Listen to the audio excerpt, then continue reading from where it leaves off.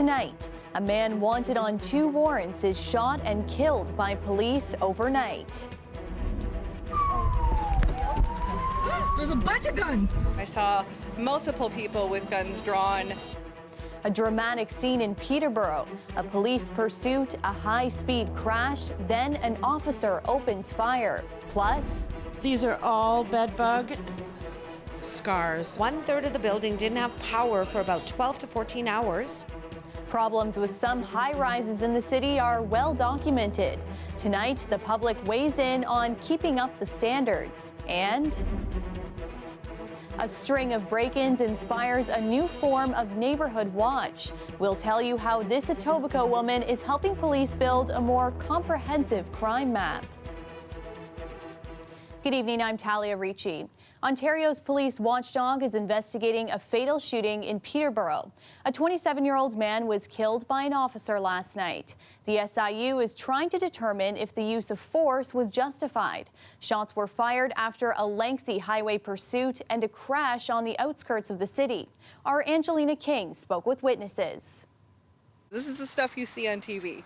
Cassandra Wildman saw the moments leading up to what she describes as a tense standoff with police that ended with an officer fatally shooting a 27-year-old man. How would you just describe in a couple words seeing this? Just scary, surreal, very intense. She was driving on Highway 115 to her home in Millwood around 8:45 last night when she saw a red Mustang driving fast. And he came flying over the median straight at my vehicle, and I could see that there was a police officer right behind him. She swerved out of the way, narrowly missing the car, but says the Mustang crashed into the vehicle behind her. Just a big explosion of debris. Oh my God. Then she says she saw an officer draw a gun and point it at the Mustang. There's a bunch of guns. In the frenzy, her son recorded this video. He got his phone out, and I had a chance to turn back around again. I saw multiple people with guns drawn. It looked like there was someone in civilian clothes with gun drawn. The SIU says at around 8:30 last night, police were following a vehicle driven by Billy Shea near Millbrook on Highway 115. Officers believed the vehicle was involved in a number of robberies in the Barrie area. Not long after, the car crashed. Police ran to the scene and tried negotiating with Shea. Then, short time later, at approximately 9:40 p.m., one officer discharged his firearm and Mr. Shea was struck. Shea died in hospital. He'd been the subject of 2 Canada-wide warrants, one issued last month after an armed robbery in Hamilton, and another in May when Shea violated his parole conditions by not reporting to a halfway house. He'd been serving a 5-year sentence for multiple robberies and car thefts. He was released on parole in March. Wildman says knowing Shea was killed makes everything she witnessed even more surreal. You just realize the intensity of the scene and what you narrowly avoided. I keep saying literally 2 seconds. 2 seconds earlier, and that would have been me, with my teenage son in the car. I had my dog in the back seat. Peterborough police wouldn't confirm whether any officers have been disciplined. One Peterborough police officer has been identified as the subject officer in the SIU investigation. 7 others plus 5 OPP members are considered witness officers.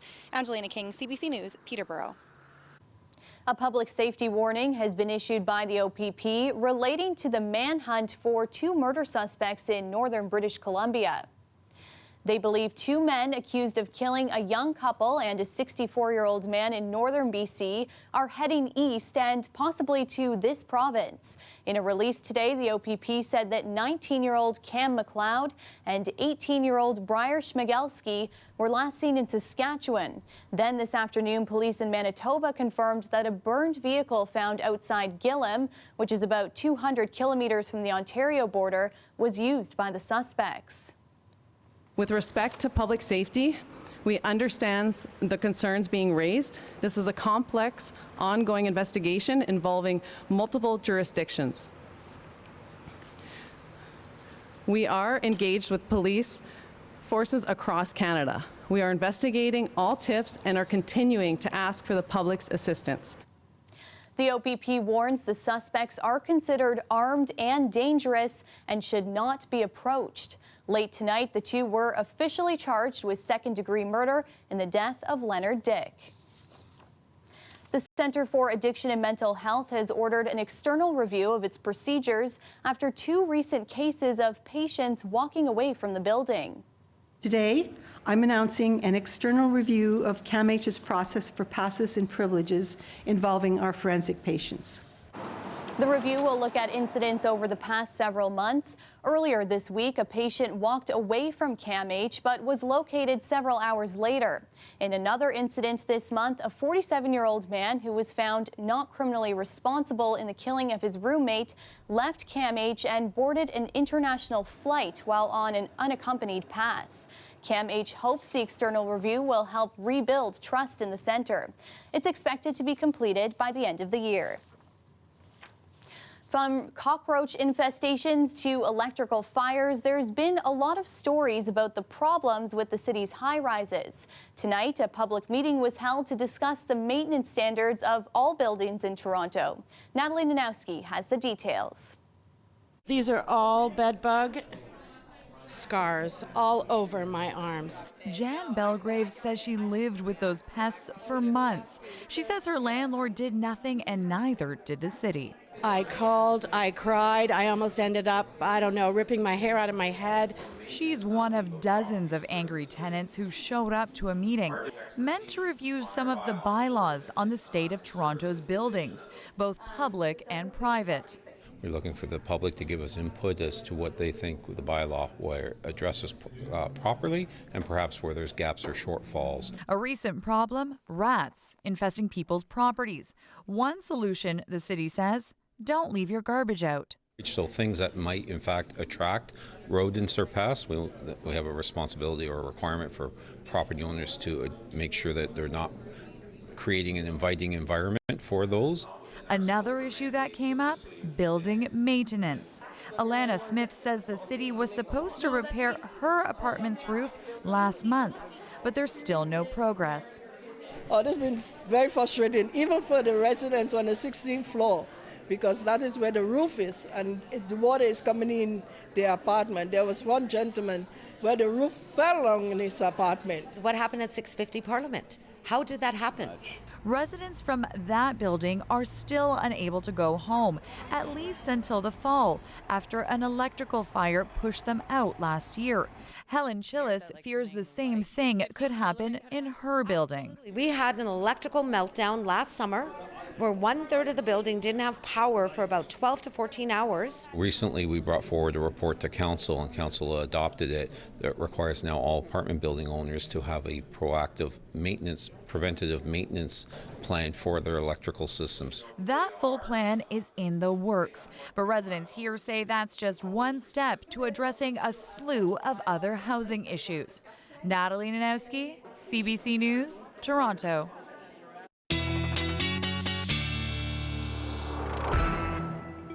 Meteorologist Nick Sternkovich is here with a first look at your forecast, and it seems like the unbearable heat has taken a break.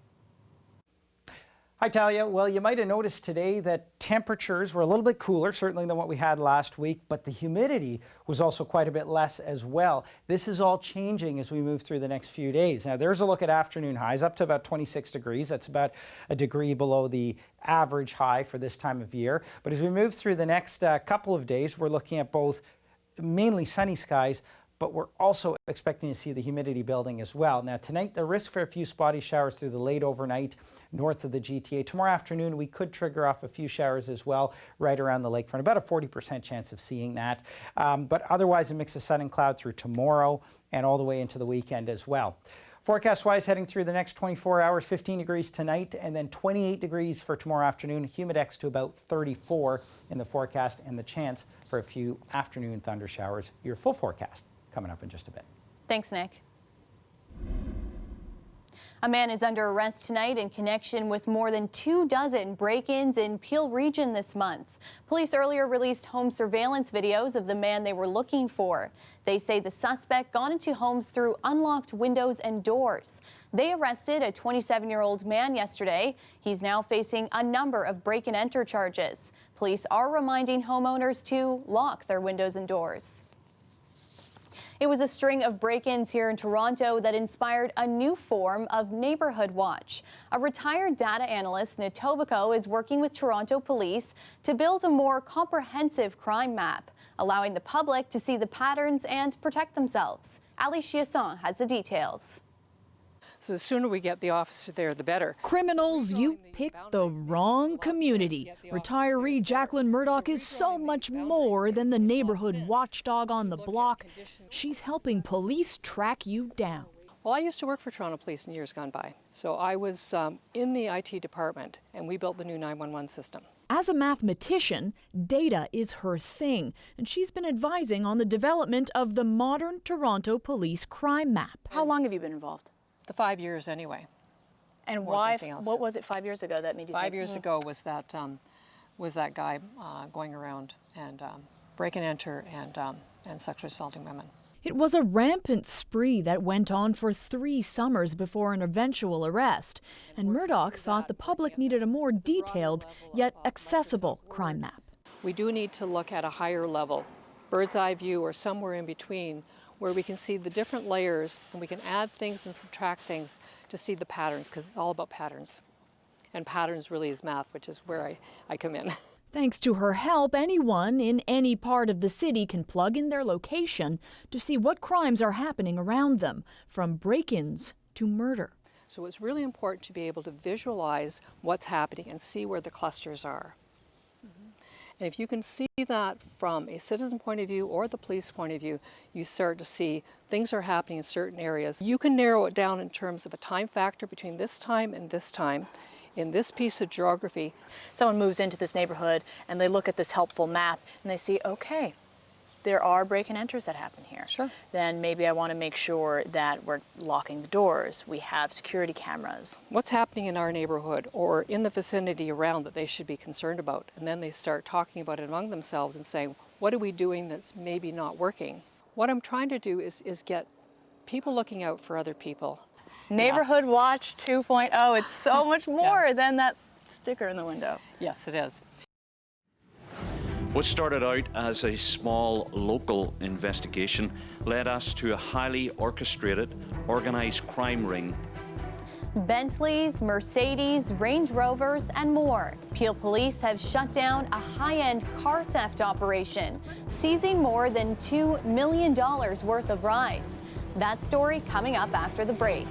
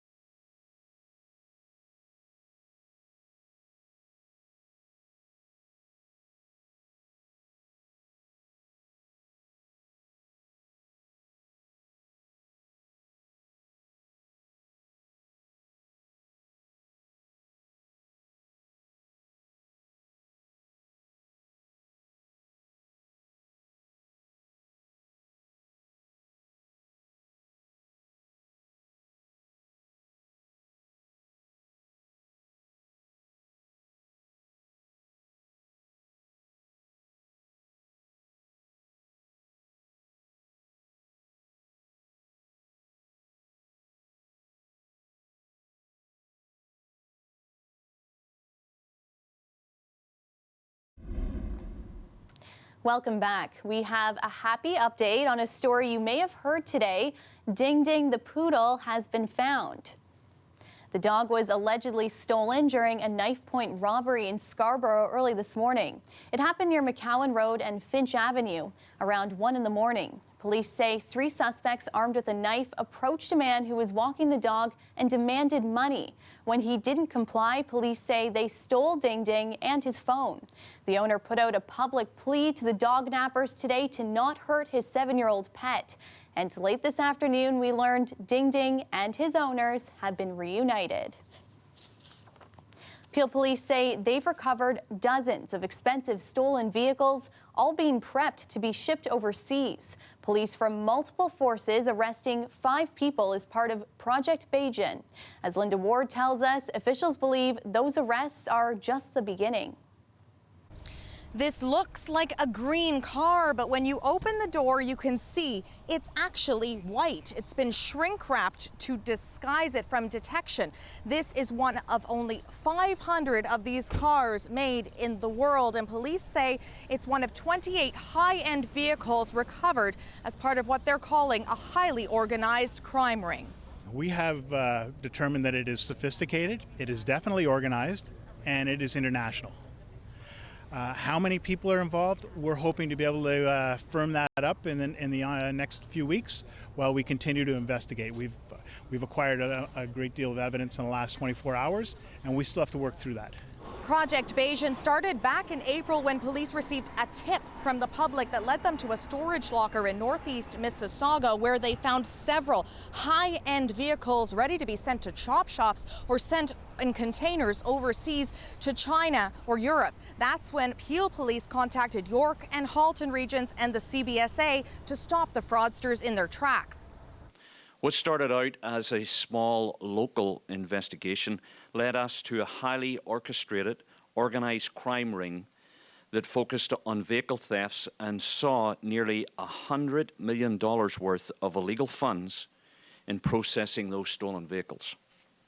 5 men have been arrested and charged. Police believe they were stealing the vehicles through a variety of means, through getting fake IDs and bank loans or through insurance scams. Brampton Mayor Patrick Brown says this puts a dent in a string of auto thefts in Peel region. This was a real challenge in our community. I can tell you, as mayor, I heard constantly about concerns of car thefts. Clearly there was something afoot, and this is what happens when you give the police the resources to do their job. This has been a lengthy investigation, but when you hear the numbers, in some cases as conservatively as 20 cars stolen a week, it shocks you, and no wonder we were getting these complaints about car thefts. But still, police say they expect many more high-end vehicles like these have already made it out of the country, and they expect more arrests to be made. Linda Ward, CBC News, Mississauga. I'm amongst the stuff. I get inspired, I play my guitar, and just the weird things come out. Rocking out at the ROM. Metallica guitarist Kirk Hammett is in the city to open his own exhibit all about horror movie memorabilia. We'll give you a sneak peek and speak to the legendary rock star still ahead.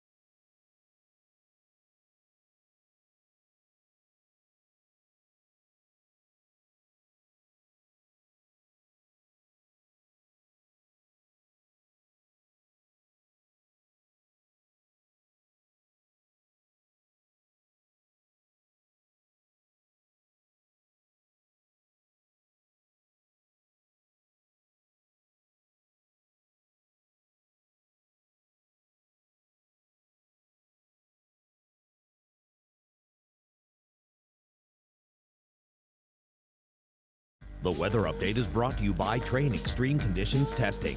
It's hard to stop a train, really hard. Train, the most reliable heating and cooling brand. There was a special guest at the Raptors Basketball Academy today at Humber College, none other than Raps point guard Fred VanVleet. It's such a impressionable age, and just to be here fresh off a championship. Most of these, if not all of these kids are Raptors fans. They watch the games. Some of these kids were at the parade, and it's just cool to be here with them and share experience, share the day, teach a little bit, play, have some fun, and it's just a really cool day. Steady Freddie met with more than 200 young athletes this morning, answering questions and playing some ball. It's the 14th year for the Raptors Basketball Academy, a week-long basketball camp that allows kids to develop their ball skills on and off the court.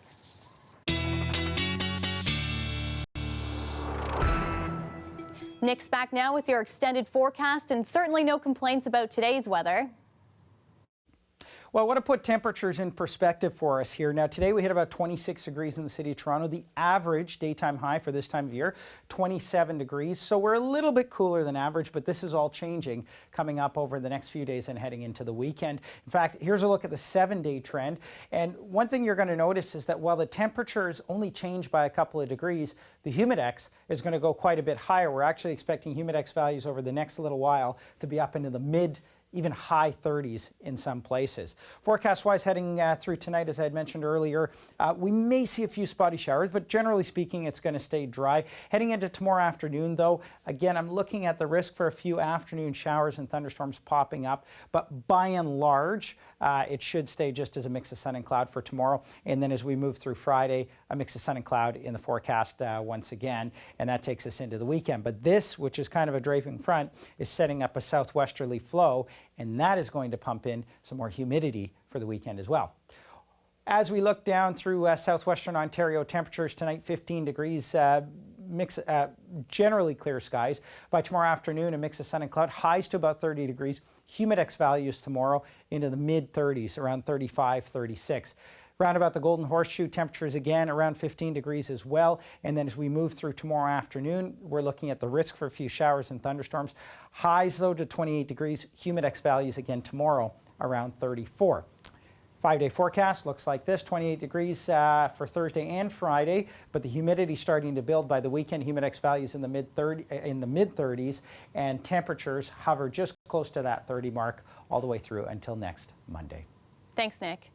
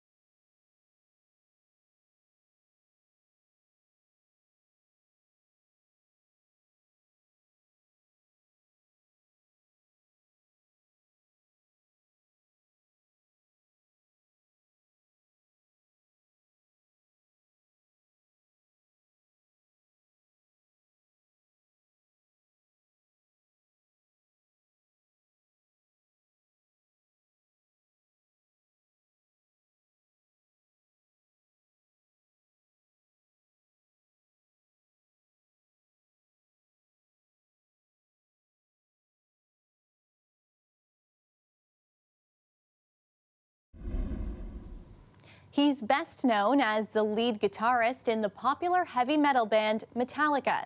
But Kirk Hammett is in Toronto this week to promote an exhibit at the ROM, which features more than 80 horror and sci-fi movie posters directly from his personal collection.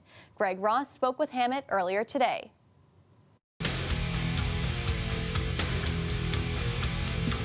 Somebody doesn't just get into collecting horror movie posters unless you have a passion for that genre. Yeah, it's true. Yeah. I've been into this, collecting this genre ever since I was 5 or 6 years old. I started collecting comic books and monster magazines, and later on, as an adult, I got deeper into the horror memorabilia in general, including movie posters. More than 80 of Hammett's posters are now on display at the ROM as part of his It's Alive exhibit. They span close to 60 years, dating back to the 1921 movie The Cabinet of Dr. Caligari, all the way up to Alien in 1979. Hammett normally keeps the posters on display in his home, and he says it's been tough to be away from them. When I come to the ROM and see my collection, it's like seeing like a pet that you haven't seen in a long time. I heard you say that it actually helps with the creative process. Yeah, you know, I just have such an emotional attachment to these movies, and such a sentiment, and it triggers just a lot of different emotions, sense of awe, you know, of love for the movie itself and the characters and the plot. I love to play my guitar, and I love this stuff, and just being amongst it, doing what I love to do best, it's a great thing for me. He's even used the posters for inspiration when designing his guitars, like this one from The Mummy in 1932. That's the great thing about my guitars, is like I get to play my guitar and look at the poster at the same time. While you're playing, so that's got to be inspirational. Oh yeah, I love it. I love it. And then when I'm not playing that guitar and I put it on the stand, I can appreciate the poster without actually the poster being around. Would that rank as one of your favorite posters, that Mummy poster? Yeah, without a doubt. That's why I put it on a guitar, because I love that image. What's the scariest movie ever? Oh, well, we talked about it for a second. The Exorcist. For me, The Exorcist, because I was a Catholic schoolboy when I saw that, Me too. and it's like I just knew I was on that list that the devil had, and he was coming for me next. What do the other guys in the band think of this collection? They know that this is my thing. I mean, they've seen this ever since I joined the band. I've had a fascination with this. Our late great bass player Cliff Burton was the original zombie lover. He loved Dawn of the Dead. It was his favorite film. He was a big H.P. Lovecraft fan, and he shared a love of horror movies with me. The It's Alive exhibit is on display at the ROM until January. Greg Ross, CBC News, Toronto. That's our show for you tonight. Thanks for watching. Dwight Drummond has your next local newscast tomorrow at 6. Good night.